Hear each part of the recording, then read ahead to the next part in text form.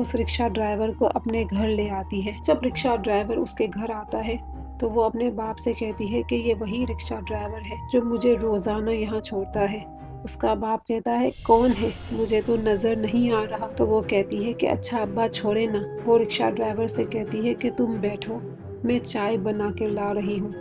तो फायजा का बाप उसे कहता है कि तुम किससे बात कर रही हो, मुझे तो यहाँ कोई नहीं दिखाई दे रहा। तो फायजा कहती है कि अब्बा आप रहने दे। वो जाती है और चाय बना कर लाती है और चाय रिक्शा ड्राइवर को देती है। तो फायजा का बाप हैरान रह जाता है कि ना जाने यहाँ तो कोई भी मौजूद नहीं, मुझे तो कोई नहीं दिखाई दे रहा, तो तुम चाय किसे दे रही हो। फायजा अपने बाप से कहती है कि आप ये सब कुछ जानबूझकर कर रहे हैं ना, क्योंकि आप मेरा रिश्ता यहाँ नहीं करवाना चाहते। फायजा का बाप कहता है कि मैं ऐसा क्यों करूँगा, जब मुझे कोई नजर ही नहीं आ रहा तो मैं कैसे उसे देखूं और कैसे कहूँ कि हाँ कोई है, तुम ना जाने किससे बात कर रही थी। ये बात सुनकर फायजा हैरान रह जाती है और फिर वो अपने कमरे में चली जाती है। दूसरे दिन फायजा उस रिक्शा ड्राइवर के साथ घूमने जाती है तो वो उस रिक्शा ड्राइवर को देखकर बहुत हैरान रहती है। वो अजीब सी हरकतें कर रहा होता है। जब वो कहीं खाना खाने जाते हैं तो वो एक एक बर्गर एक एक निवाले में खा रहा होता है और ना जाने वो कितना तेजी से खा रहा होता है। फायजा उसे देखकर बहुत हैरान रह जाती है। कुछ ही देर के बाद वो चाय पीने के लिए रुकते हैं। चाय बहुत गर्म होती है और वो गर्मा गर्म चाय ऐसे पीता है जैसे कि बिल्कुल ठंडी हो। फायजा ये सब कुछ देखकर बहुत हैरत में रह जाती है। फायजा अपने घर आ जाती है और पूरी रात हैरान और परेशान रहती है कि ना जाने कोई इंसान ऐसे कैसे खा सकता है, इतनी गर्म चाय कैसे एक ही घूंट में पी सकता है।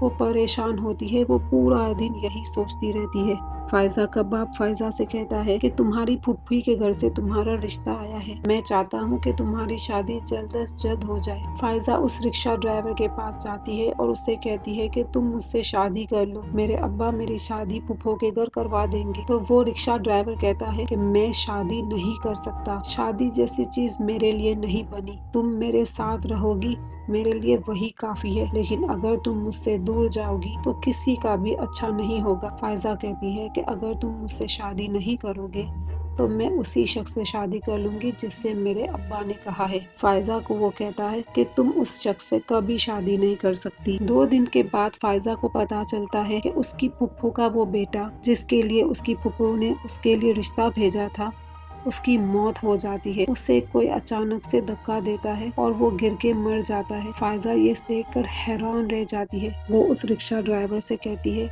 कि मेरे उस कज़न की मौत हो गई जिसके लिए मेरा रिश्ता आया था। तो वो रिक्शा ड्राइवर कहता है कि मैंने कहा था ना, तुम कभी भी किसी से शादी नहीं कर सकती। उस रिक्शा ड्राइवर ने फायजा को पूरी तरह अपने काबू में कर लिया था। फायजा न आधी रात देखती न कोई वक्त देखती। जब उसकी आवाज आती तो वो उसकी आवाज सुनकर बाहर दौड़ी चली जाती और कुछ अरसे तक यही सिलसिला शुरू रहता। एक दिन मोहल्ले के चाचा, जिनकी दुकान 24 घंटे खुली रहती, मोहल्ले के चाचा फायजा के अब्बू के पास आते हैं और कहते हैं कि तुम्हारी बेटी मोहल्ले में खड़े खड़े घंटों अकेले अकेले बात कर रही होती है, उसके सामने कोई नहीं होता और वो एक ऐसे रिक्शा में घूमती फिरती है जिसको चलाने वाला कोई नहीं होता। मुझे तो कभी कोई रिक्शा ड्राइवर नजर आया ही नहीं। तो उसका बाप कहता है कि फायजा तो अक्सर यही कहती है कि उसे एक रिक्शा ड्राइवर घर छोड़ता है। मोहल्ले के चाचा कहते हैं कि मैंने तो यही देखा है कि वो जिस रिक्शे में आती है उसे चलाने वाला कोई नहीं होता, वो अकेले ही चल रहा होता है। और मैंने ये भी देखा है कि वो घंटों अकेले खड़े होकर ही बात कर रही होती है। मोहल्ले के सारे लोग फायजा के बारे में बात करने लगते हैं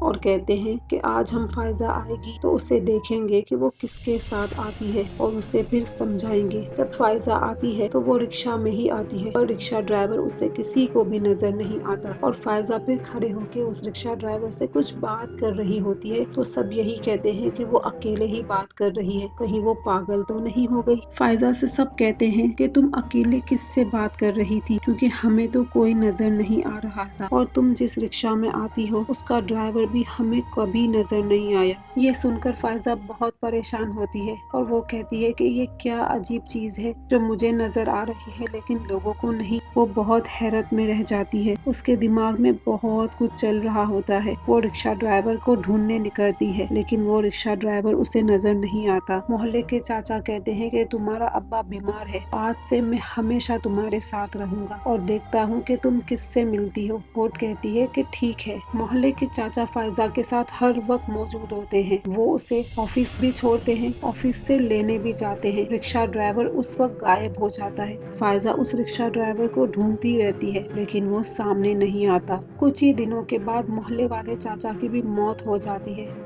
फायजा ये देखकर हैरत में रह जाती है कि वो अभी तो बिल्कुल ठीक थे, उन्हें किसी ने एक जोर से धक्का दिया और वो गिरकर मर गए। फायजा बहुत दुखी हो जाती है और फायजा कहती है कि मैं अब ये पता करके ही रहूंगी कि वो रिक्शा ड्राइवर आखिर है कौन। उसी सुनसान सड़क पर फायजा जाती है और चीखती है, कहाँ हो तुम, सामने आओ। तो वो रिक्शा ड्राइवर उसके सामने आता है। तो फायजा उससे कहती है कि तुम कहाँ थे इतने दिनों से। तो वो रिक्शा ड्राइवर कहता है कि तुम अपने चाचा को साथ लेकर घूम रही थी, बेवफा हो तुम, इसीलिए मैं तुम्हारे सामने नहीं आया। तो फायजा उससे कहती है कि अगर मैं अपने चचा के साथ घूम रही थी तो तुम्हें उससे क्या फर्क पड़ता है। वो कहता है कि मैं तुम्हारे साथ कभी किसी को बर्दाश्त नहीं कर सकता, मैं तुम्हारा आशिक हूँ और हमेशा तुम मेरे साथ ही रहोगी। फायजा उससे कहती है कि तुम मेरे आशिक हो तो मुझसे शादी कर लो। वो कहता है कि मैं इंसान नहीं जो मैं तुमसे शादी करूं, लेकिन मैं तुम्हारा आशिक हूँ और तुम मेरी ही हो। फायजा बहुत डर जाती है और कहती है दूर रहो मुझसे। वो कहता है कि अगर तुम मेरी रही तो बिल्कुल सही रहोगी, वरना मैं तुम्हें कोई भी नुकसान पहुंचा सकता हूँ और अगर तुमने किसी को बताया तो मैं तुम्हारे साथ कुछ भी कर सकता हूँ। फायजा बहुत डर जाती है